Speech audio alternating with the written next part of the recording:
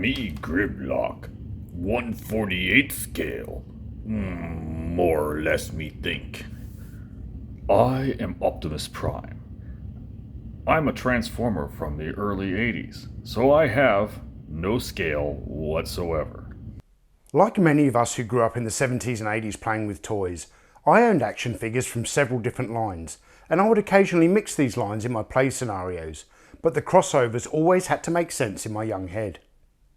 Over the years I've run this channel, multiple people have asked me questions like, did you mix Mask and G.I. Joe? Did Rambo ever defend Castle Grayskull? Who would win in a battle between He-Man and the Rancor? And of course, can Evel Knievel jump Snake Mountain?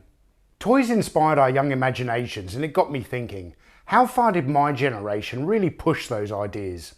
So for this video I reached out to the Analog Toys patrons to see if they'd like to share some of their own childhood stories of mixing toy lines and scales, and I received some fantastic responses.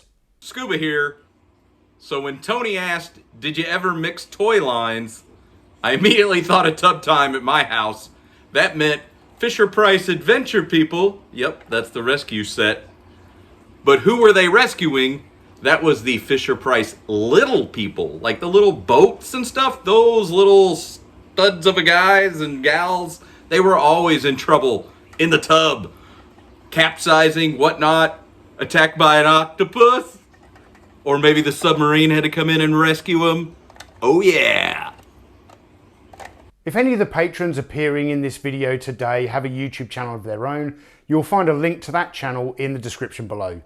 Now let's take a look at this fascinating play pattern, while I also share some of my own stories of how B.A. Baracus once fought a ninja. Stay tuned.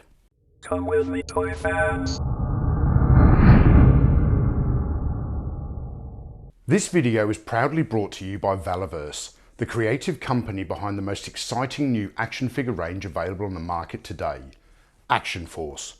Make sure you visit the Valaverse.com website to purchase your amazing Action Force comics, toys and other products, and follow Valaverse on YouTube, Instagram and Facebook to keep up to date with the latest product news. All the links are in the description below.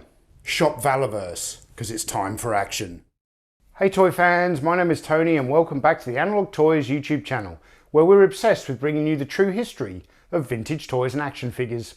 Trying my best to recreate something I would have done as a kid. Mixing scales was something that I didn't do a lot initially as a kid. As I got older and the imagination kind of expanded, I did. I reckon I'm probably not the only one who's going to say that it was easiest to do it with monster type characters. I found that it was much more believable for me to pit, things like G.I. Joe against characters like the Shadow Dancer from the Toy Biz X-Men line, or Tyrant or William from the Resident Evil Toy Biz line. It was much easier to kind of believe that sort of thing, where it's a scary monster. You don't have to suspend your disbelief as much, where something like Ken or Batman, it's harder to kind of believe because he's really, really tall. Human characters weren't exempt from playtime like this, but they had to be of a size that I could make them into a giant or something. Having a tall guy with a bunch of short guys wasn't quite my milieu, if you will. But that's not where scale stopped with me. My Kenner Bull Rex, so I think Hasbro owned them at this point, but he would make routine appearances. I would use things like the plastic volcanoes. Basically, I had a vinyl kind of blackout blind thing, whatever those are called, and I drew a map on it, and then I would kind of start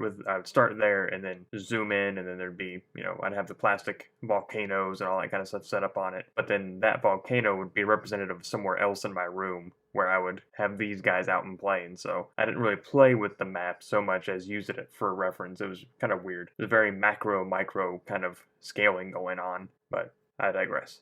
In the 1980s, one of the biggest challenges we faced in regard to mixing our action figure lines was the differing scales. While some of us were completely unfazed by this and would happily bring our Mego Green Arrow into a Masters of the Universe battle, many others could not get past the scale issue, but we would include Action Force figures in our Star Wars playtime because they were both 3 3/4 inches tall. Hey guys, let's go over here and see what these other guys over here are doing. See if we can hang out with them and, join in the fun a little bit. No, you guys can't come over here.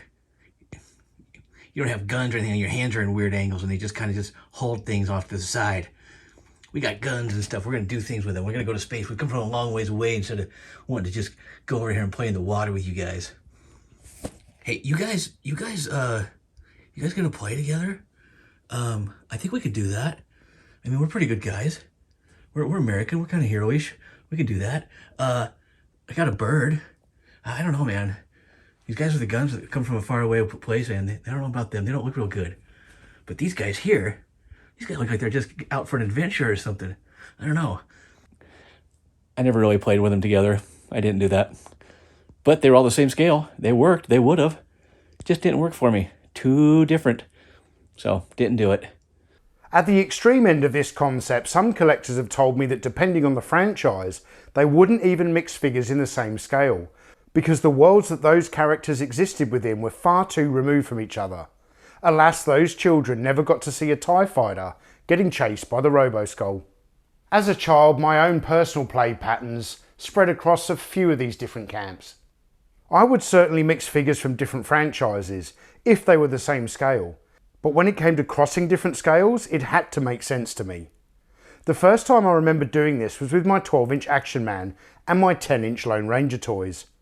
Despite the differing scales, my favourite Action Man would ride the Lone Ranger's horse because the scale was similar enough not to be jarring on my brain. Most of the time I played Doctor Who with my Star Wars action figures, so other 3 3/4 inch figures like G.I. Joe fit nicely. But different scale figures became the inhabitants of different planets. Any size figure was fair game.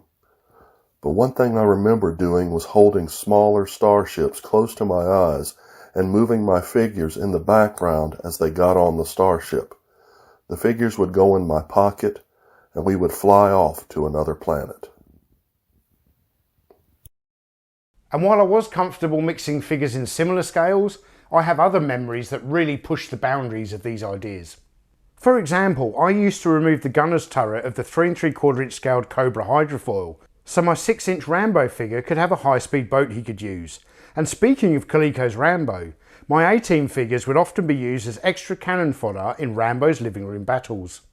It's also a shame I never had any Centurions as a child, because I would have definitely used these figures in my Rambo play scenarios as well. Back in the 80s, I was already big into G.I. Joe collecting, and I got a lot of vehicles for the Cobra team. The G.I. Joe team was lacking a bit in vehicles, but I found a solution for that. In order to find the much needed firepower for the G.I. Joe team, I looked no further than my Transformer collection. And this is what I came up with. This is Metroplex, one of the biggest Autobots I had back in the day. Metroplex could transform into Autobot City and an attack vehicle. That attack vehicle gave me an ID, and with some adjustments it became the perfect ride and firepower for G.I. Joe.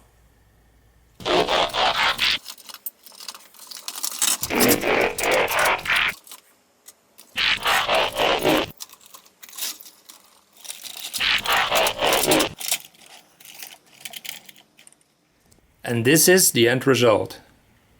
I turned Metroplex into a driving fortress with a lot of firepower, manned by 2 of my favorite Joes, Bazooka and Beachhead.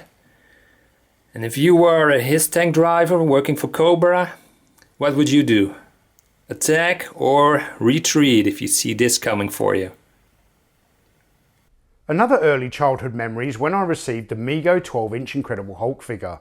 One of my Action Man figures would play the role of Dr. David Banner, and my other action men would be a gang of thugs. The head goon would push David Banner behind a jeep, and that would make him angry. And you won't like him when he's angry. As you can see from this photograph here, this was taken at a campground, and that year when we went to the campground, we had taken our trailer up to this campground every year, and I was allowed this year to take some toys with me, not just like a couple of things here. They were fine with me taking, as you can see in the picture here, the G.I. Joe headquarters. And this is something that I had gotten for my birthday. I'd saved up some birthday money and bought that. But as I started playing with it, as you can look closer at the images here, and let's see if I can zoom in here. You can see I've got my Star Wars guys right next to my G.I. Joe guys, but you might notice, hey, what's this little blue fella there? Hey, what's that little blue fella there? And right there, and those, of course, are Smurf.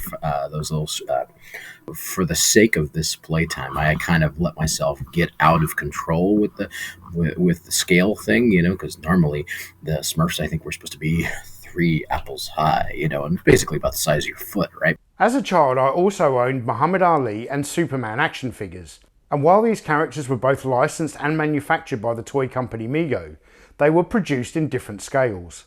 But that never stopped me from using the figures to recreate the boxing match from one of my favourite comic books. As an adult, I would certainly say that scale matters to me. It's important. I can't stand the idea of things being crazy out of scale, but that's because I've had so much training and I have a math brain and logic. It just doesn't mesh very well with me, so I have to keep things in scale together. All of my masterpiece scale, large 1/100 scale, 1/72 scale, etc. But then I'm looking at this shelf here, vintage G1 Transformers. And man, I have to tell you, there's not an ounce of scale there. And when I was a kid, these were my favorite toys. Of all my childhood memories of mixing different toy lines, my most prolific recollections are of mixing 3 3/4 inch scaled vehicles in a variety of different play scenarios. My earliest memories of this is when I used the Fisher-Price Alpha Star 1 as a vehicle for my Star Wars bounty hunters. Later in my childhood, I would often use the A-Team tactical van for when my Action Force figures were on an undercover mission, and my Palitoy X-Wing would stand in as a lackluster substitute Sky Striker, because I always wanted the combat jet but was never lucky enough to own one in childhood. I not only used Fisher-Price vehicles with Star Wars, I also used them with Action Force, with Shipwreck frequently piloting the submarine from the Aero Marine Search Team set, while the helicopter from that set made for a really embarrassing Dragonfly stand-in. And I literally had to make myself go cross-eyed to get my imagination to stretch that far. Hi, this is Scott Moise, and of course I used to mix my toy lines when I was a kid. I would pit G.I. Joe against Transformers, Masters Universe against Transformers, even GoBots against Transformers a lot of times because of the big bases that they had going. One of the big things I would do is a battle royale where you would take the best villain, the best hero of each toy line, pit all of them against each other in a big, giant battle to see who would be the ruler of the universe. Strangely, though, my Popeye Bendy action figure from the 70s would always win out up against everybody. I guess he was my favorite growing up, and that's how I would play and mix with my toys. Star Wars would also make appearances during my Action Force battles, with the AT-ST representing a new vehicle created by Destro's Mars Industries. Another Star Wars toy to see a lot of cross-pollination was the Rancor. And this is because the Rancor is one of those really special toys that can be used in almost any play scenario, because it's a monster and they can be any size. When not in Jabba's dungeon, the Rancor would often visit Eternia, or be a beast for Spider-Man to fight. And he would have been a ton of fun with the real Ghostbusters, if only I had them back in the 80s.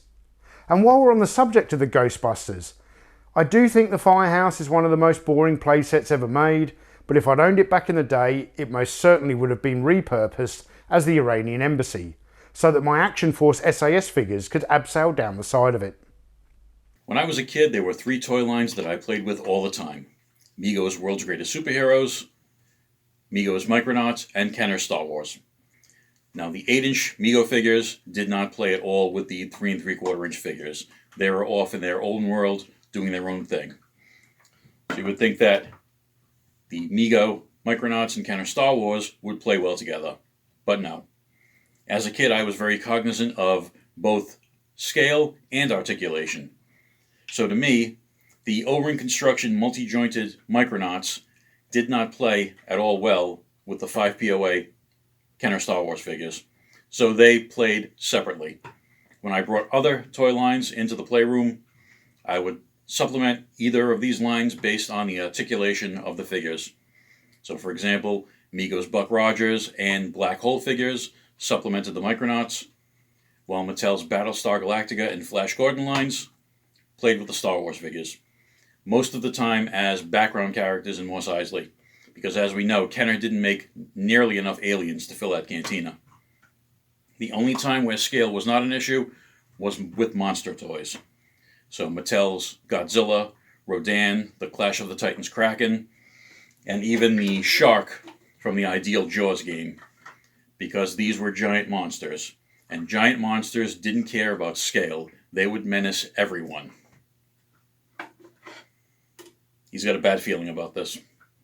Whether you blended scales or not, I'm sure all of you have at least one or two memories of mixing a couple of your different favourite childhood toy lines. And we'd love to hear those stories in the comments below.